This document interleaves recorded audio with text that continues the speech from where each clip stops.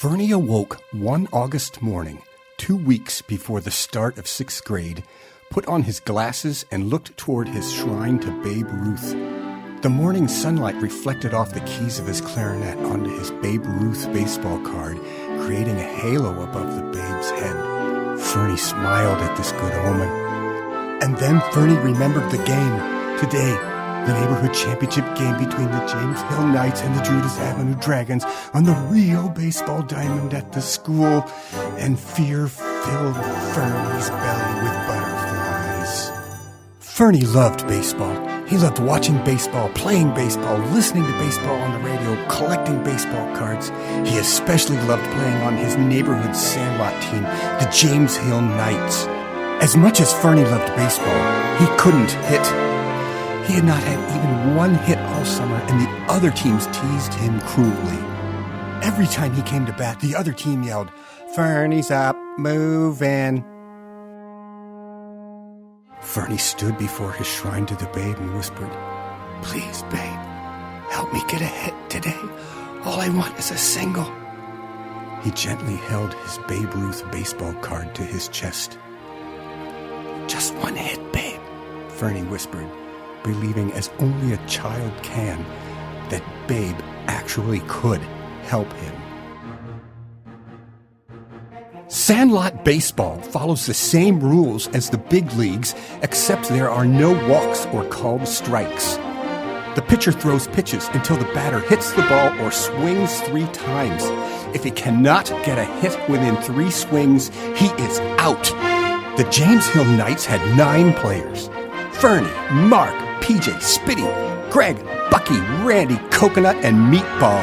They arrived at the diamond first and paired off to play catch.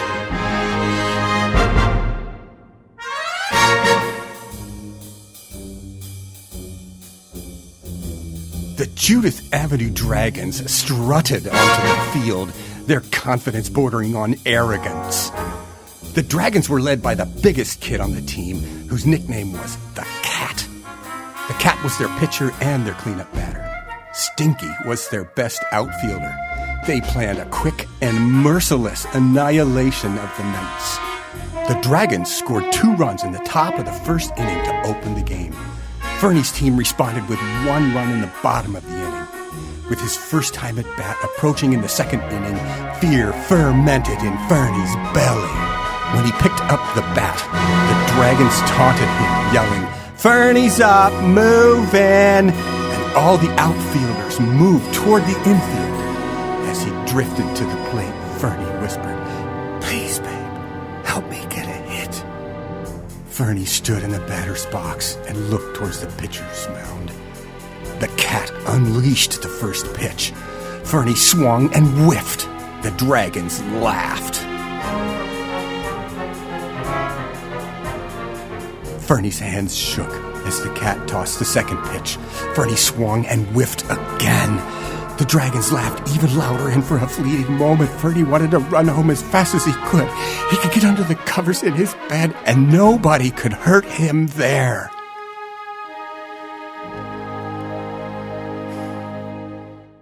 But he didn't run. He swallowed his fear and played baseball. Fernie swung on the third pitch and hit a slow grounder down the first base line that went foul.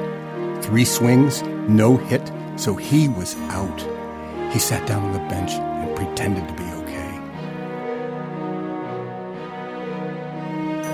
The second inning ended with a score of Dragons 4, Knights 2.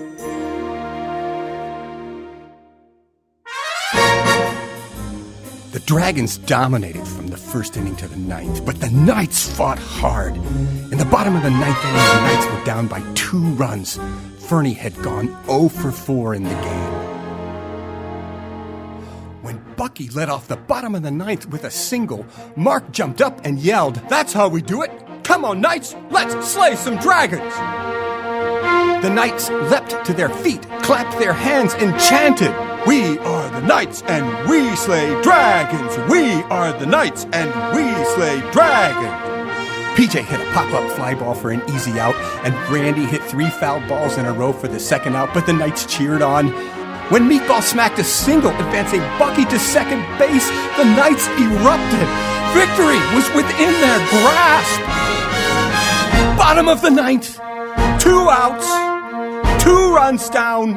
2 men on base. Tying run on first. Winning run at the plate. Who's up? The Knights stopped cheering. Fernie's up. The Dragons erupted in laughter and hoots, chanting, Fernie's up, moving. Fernie's up, we win. The outfielders all moved toward the infield as they chanted. Fernie felt a flock of seagulls flying around in his belly, squawking and pecking at his insides as he walked to the batter's box. Fernie whiffed the first pitch. The Dragons taunted him even louder, moving in even closer. He felt tears welling up in his eyes. Please, babe, please, he whispered. I just want a single. Please help me.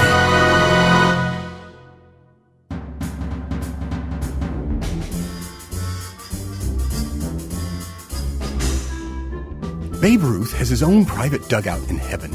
And there's nothing he likes more on a summer afternoon than watching sandlot baseball. Yes, the Babe was watching the game that day, and he heard Fernie's cry for help. After watching Fernie go 0 for 4, he realized that nobody had ever taught that boy how to swing a bat. Babe looked around behind him and said, I'm going to get in trouble for this. Then stepped out of the dugout onto the field. Hey, kid, Babe said to Fernie.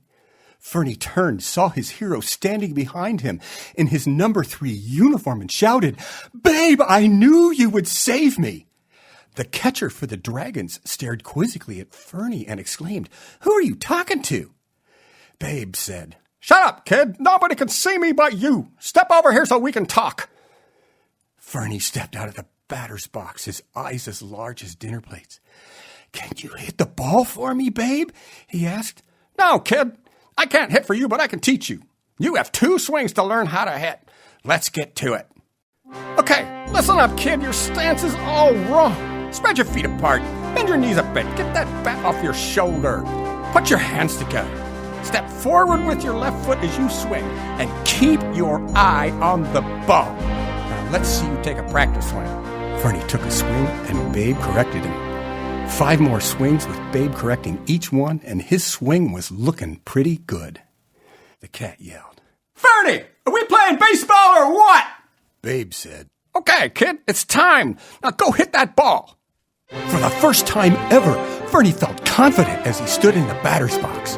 The cat pitched the ball, and Fernie swung, hitting a foul ball solidly down the third base line. The Dragons became wildly overconfident. Their entire team, including all the outfielders, moved into the infield chanting, Fernie's up, move in, Fernie's up, we win. Fernie, now eager for the next pitch, glared at the cat. Babe looked out at the defense, smiled and said, This will be a mighty good time for that single, kid. The cat let loose the pitch. Fernie swung. And he hit a nice single, a solid line drive that flew right over the shortstop's glove, hit the ground in left field, and started rolling. And no one was there to stop it. Run, Fernie, run!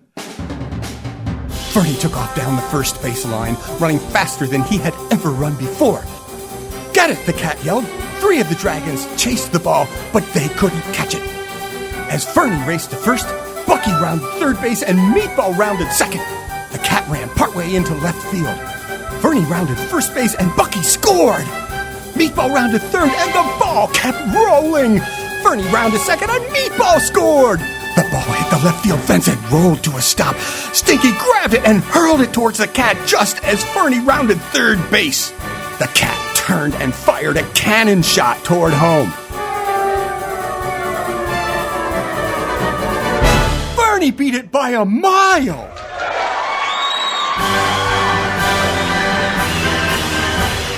The James Hill Knights raced to Fernie, picked him up and carried him around shouting, Fernie's up, we win! The Dragons, still standing in the infield as the Knights celebrated, felt their faces burn red with embarrassment and shame. Babe Ruth beamed. You gotta love this game, he said as he strolled back to his personal dugout.